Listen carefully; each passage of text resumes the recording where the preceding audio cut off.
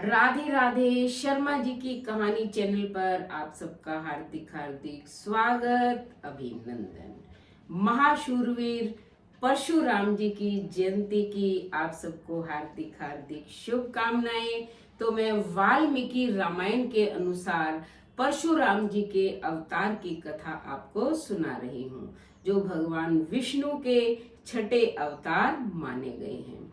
साक्षात ब्रह्मा जी के पुत्र जो कुश थे, उनके 4 पुत्र थे। तो उनके चारों पुत्रों में जो दूसरे नंबर का पुत्र था वो था कुशनाभ। कुशनाभ जो था बहुत ही शूरवीर था। उसने पुत्र की कामना हेतु पुत्रेष्टि यज्ञ करवाया और गाधी नाम का पुत्र उनके हुआ, जो महातपस्वी भी था, शूरवीर भी था। गाधी जी के एक कन्या थी जिसका नाम था सत्यवती। अब सत्यवती का विवाह उन्होंने महर्षि ऋचिक से किया।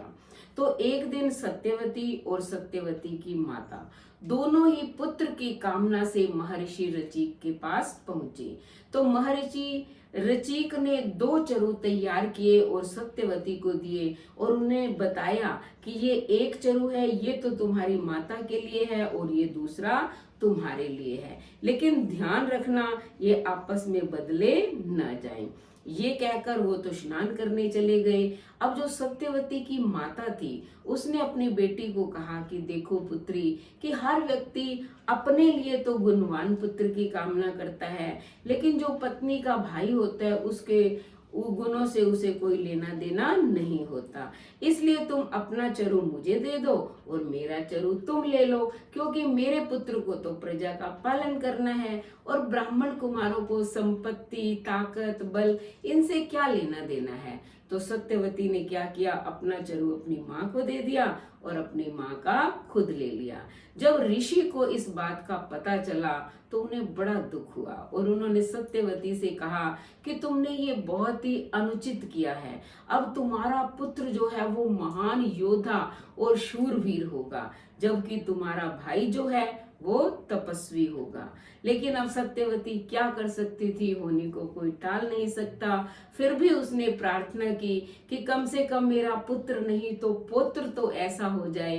तो महर्षि ऋचिक ने कहा ठीक है। इसी कारण जो है, जो गाधी की पत्नी थी उसके विश्वामित्र जी उत्पन्न हुए। तो विश्वामित्र जी क्षत्रिय होते हुए भी ब्रह्म ऋषि और तपस्वी कहलाए। और उधर सत्यवती के यानी कि महर्षि ऋचिक के जो पुत्र हुआ उनका नाम था जमद अग्नि। यानी कि जमद अग्नि जो थे वो बहुत ही शांत और तपस्वी स्वभाव के थे। और उनके जो पुत्र हुआ यानी कि जो पोता हुआ सत्यवती के, वो हुआ परशुराम। तो परशुराम जी जो है वो भगवान विष्णु के छठे अवतार हैं और इसी अक्षय तृतीया के दिन उनका जन्म हुआ। उन दिनों क्या है, सहस्त्रार्जुन ने बड़ी कठोर तपस्या की थी और भगवान दत्तात्रेय जी के आशीर्वाद से उन्होंने सहस्त्र भुजाएं प्राप्त की। अब यानी कि वरदान का इतना बल था कि वो अहंकार में चूर हो गए। देवताओं को, दानवों को, यक्षों को, ऋषियों को, मुनियों को सबको सताने लगे। एक दिन उन्होंने ऐसा किया कि अपने धनुष और बाण के बल पर ही समुद्र को ढक लिया। अब समुद्र कांपने लगा, हाथ जोड़कर बाहर आया और बोला कि आज्ञा दे, मैं आपकी क्या आज्ञा का पालन कर सकता हूँ। तो सहस्त्रार्जुन ने कहा कि तुम मुझे कोई ऐसा शूरवीर बताओ जिसके साथ मैं युद्ध कर सकूं, क्योंकि ये मेरी हजारों भुजाएं जो है बेकार है, मैं क्या करूं इनका। जब तक तुम नहीं बताओगे तब तक मैं तुम्हारा पीछा नहीं छोड़ूंगा। तो समुद्र ने कहा कि जमद अग्नि के जो पुत्र हैं परशुराम जी, आप उनके पास जाइए, वो आपसे युद्ध करेंगे। तो ये सुनकर जो है सहस्त्रार्जुन जमद अग्नि ऋषि के आश्रम में पहुंच गए। उस समय परशुराम जी तो थे नहीं, जमद अग्नि जी थे। तो वो राजा जो है अपनी अक्षोहिणी सेना को लेकर आए थे। तो जमद अग्नि ऋषि ने उनकी बहुत सेवा की, आतिथ्य सत्कार किया। ये देखकर सहस्त्रार्जुन ने सोचा कि ये तो महान तपस्वी तो है, लेकिन इसके पास इतना धन कहाँ से आया, इतना ऐश्वर्य कहाँ से आया। जब पूछा तो उन्होंने बताया कि हमारे पास कामधेनु गाय है। तो सहस्त्रार्जुन ने मुनि से कहा कि तुम अपनी कामधेनु गाय मुझे दे दो। जब उन्होंने मना कर दिया तो बलपूर्वक उन्होंने वो गाय उनसे छीन ली और जमदग्नि के प्राण भी ले लिए। अब जो माता थी रेणुका, उसे बहुत गुस्सा आया कि जो है मेरे पति को भी मार दिया और कामधेनु गाय भी ले ली, इन्होंने ये क्या किया। उन्होंने क्या है कि 21 बार अपनी छाती को पीटा और अपने पुत्र परशुराम को बुलाया। तो परशुराम जी हाजिर हो गए। जब माता से सारा कारण पता चला तो उन्होंने यानी कि अपनी कामधेनु गाय भी ले आए और प्रतिज्ञा करी कि मैं इस धरती को 21 बार क्षत्रियों से रहित कर दूंगा। तो ऐसा ही किया उन्होंने।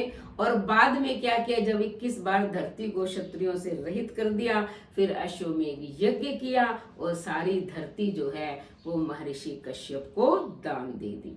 एक बार की बात है कि जमदग्नि जी जब जीवित थे तो उन्होंने क्या है तपस्या में लगे हुए थे। सुबह स्नान से पहले जो है अपनी पत्नी को कहा कि तुम जो है जल लेके आओ, उसके बाद जो है मैं यज्ञ का आयोजन करूंगा।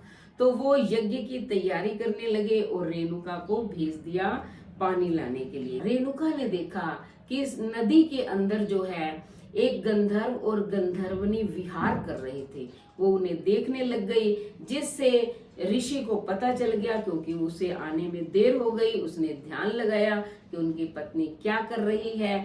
तब उन्होंने सोचा कि इसका ध्यान जो है उनमें कैसे गया, ये तो ऋषि की पत्नी है, तो इसने ये गलत काम किया। उसने अपने 7 पुत्रों को बुलाया, कहा कि अपनी माता का सर काट दो। उन 7 पुत्रों ने मना कर दिया, क्योंकि वो अपनी माँ से बहुत प्रेम करते थे। फिर उसने अपने 8वें पुत्र यानी कि परशुराम को बुलाया। तो परशुराम जी ने तुरंत पिता की आज्ञा का पालन किया और भाइयों सहित माता का सर काट दिया। अब जो है जमदग्नि जी बहुत प्रसन्न हो गए और जब प्रसन्न हुए तो उन्होंने अपने पुत्र से कहा कि बेटा वर मांगो। तो उसने कहा कि पिताजी अगर आप मुझ पर प्रसन्न हैं तो मेरे भाई और मेरी माता को जीवित कर दो और इनको पता नहीं लगना चाहिए कि मैंने इनको मारा है और मैं जो है अजर अमर हो जाऊं, मुझे कोई मार ना सके, यानी कि मुझे वीर योद्धा बनने का वरदान दो। तो ये इनके पिता ने यानी कि जो महान तपस्वी थे, ब्रह्म ऋषि थे, उन्होंने इसको सारे वर दे दिए, यानी कि परशुराम जी को सारे वर दे दिए। इसी कारण इन्होंने 21 बार धरती को क्षत्रियों से रहित किया था, क्योंकि वरदान मिला हुआ था। आज भी परशुराम जी अजर अमर हैं। आपने त्रेता युग में देखा, जब भगवान राम ने धनुष तोड़ा तो परशुराम जी तुरंत हाजिर हो गए। और द्वापर युग के अंदर कर्ण ने शिक्षा किससे ली थी? परशुराम जी से। तो आज भी परशुराम जी जीवित हैं, लेकिन उनके दर्शन किसी महाभाग्यशाली को ही होते हैं। तो परशुराम जयंती के दिन या वैसे भी जो भी इनके चरित्र को सुनता है उसके जीवन में कभी कोई दुख या कष्ट नहीं आता और भगवान की कृपा से उसकी सभी मनोकामनाएं पूर्ण होती हैं। तो आप भी श्री परशुराम जी के चरित्र को सुनिए, उसके बाद चैनल को सब्सक्राइब करें, लाइक और शेयर करें, कमेंट करें और बेल आइकन के बटन को दबाएं ताकि ऐसी ही धार्मिक वीडियो का नोटिफिकेशन सबसे पहले आपको मिले। धन्यवाद।